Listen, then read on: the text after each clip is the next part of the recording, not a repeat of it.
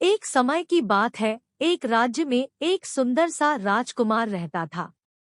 उनका विवाह बहुत ही जल्द एक सुंदर सी राजकुमारी के साथ होने वाली थी। सौ की तैयारी में पूरे राजमहल को अनेकों तरह के फूलों से सजाया गया था। राजकुमार अपने कक्ष में ही सोते सोते राजकुमारी के ख्वाब देख रहे थे। बाहर मौसम बहुत ही रंगीनमय था।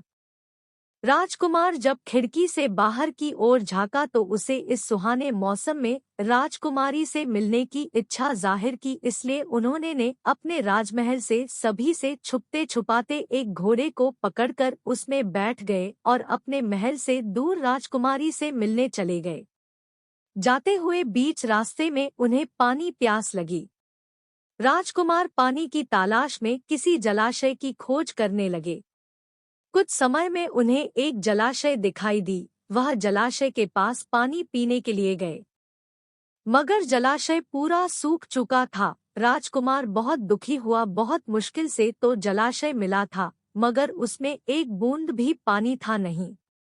उसके बाद राजकुमार भटकते भटकते किसी झोपड़ी के पास पहुंच गया। बगल में एक कुआं था, जिसमें से राजकुमार पानी निकालकर पीने लगा।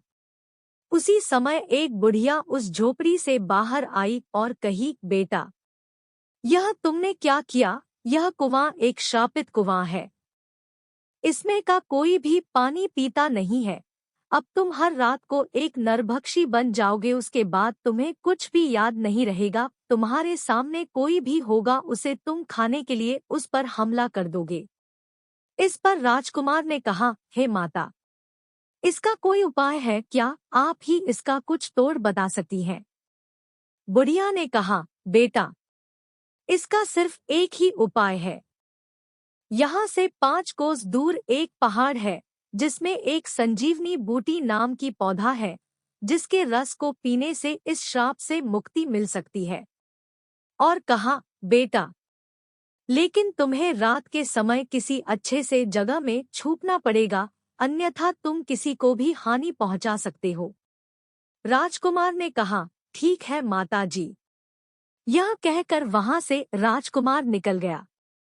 अब राजकुमार थोड़ा चिंतित हो गए कि पहले राजकुमारी से मिलने जाए कि पहले अपने श्राप से मुक्ति पाए। उसे कुछ समझ में आ नहीं रहा था। संजीवनी युक्त पौधों वाला पहाड़ भी बहुत दूर था। कुछ समय में अंधेरा होने ही वाला था और वे नहीं चाहते थे कि कोई अपने हाथों से मारा जाए। इसलिए राजकुमार अपने आप को छुपाने के लिए जंगल के किसी गुफा में चले गए, जहां एक खूंखार आदमखोर भेड़िया रहता था, जिसके आंतक से पूरा राज्य कांपता था, पहले से ही पाव जमाए बैठा हुआ था। राजकुमार को देखकर वह आदमखोर भेड़िया गुर्राने लगा और उसे खाने के लिए उसके ओर बढ़ने लगा। उसे अपने ओर आते देख राजकुमार डर गया कि कहीं यह आदमखोर भेड़िया मुझे खा न ले। तभी रात हो ही गई और राजकुमार देखते ही देखते मनुष्य से एक नरभक्षी में बदल गया। उसे नरभक्षी में बदलते देख भेड़िया घबरा गया और वहीं पर रुक गया। भेड़िए को देख नरभक्षी रूपी राजकुमार उसकी ओर बढ़ने लगा और जोर जोर से गुर्राने लगा। उसकी आवाज से भेड़िया डर के मारे वहीं बेहोश हो गया और उसे नरभक्षी रूपी राजकुमार खा गया। अगले सुबह राजकुमार पुनः अपने असली रूप में आ गया और वहां से उस पहाड़ की ओर निकल गया। गुफा से निकलते हुए गांव के कुछ लोग राजकुमार को देखे और उसके पास जाकर उसे पूछने लगे, हे वीर पुरुष, आप कौन हैं जो इस भयानक गुफा से आ रहे हैं? इस गुफा में तो एक खूंखार आदमखोर भेड़िया रहता है, तुम्हें कुछ नहीं किया क्या? राजकुमार बोले, नहीं, मुझे तो कुछ नहीं किया। वह वही गुफा में मरा पड़ा है। यह बात सुनकर गांव वाले आश्चर्य में पड़ गए और उसे देखने के लिए उस गुफा में गए और जब पास जाकर देखा कि सच में वह खूंखार आदमखोर भेड़िया वहीं मरा पड़ा है। यह बात पूरे राज्य में फैल गई कि एक आदमखोर जानवर को एक मामूली से लड़के ने मार दिया है, जिसे आज तक किसी ने मार न सका था। उस राज्य का राजा उसे शीघ्र ही अपने राजभवन में बुलाते हैं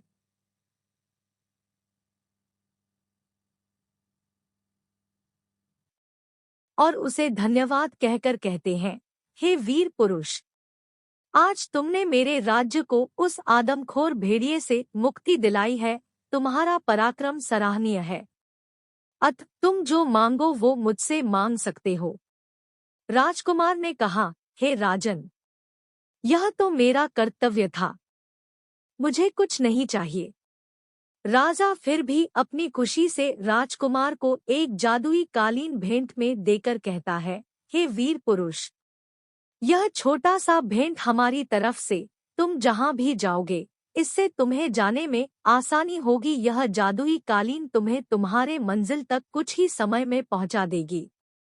भेंट स्वीकार कर राजकुमार उस कालीन पर बैठकर शीघ्र ही रात होने से पहले उस पहाड़ की ओर चला गया और कुछ ही समय में उस पहाड़ के पास पहुंच गया और उस संजीवनी पौधे को ढूंढने लगा। रात होने ही वाली थी, तभी एक चमकता हुआ पौधा दिखाई दिया। वह समझ गया कि यही संजीवनी पौधा होगा। वह शीघ्र ही उस पौधे से रस निकालकर पीने लगा। साथ ही साथ अंधेरा भी हो गया, पर वह राज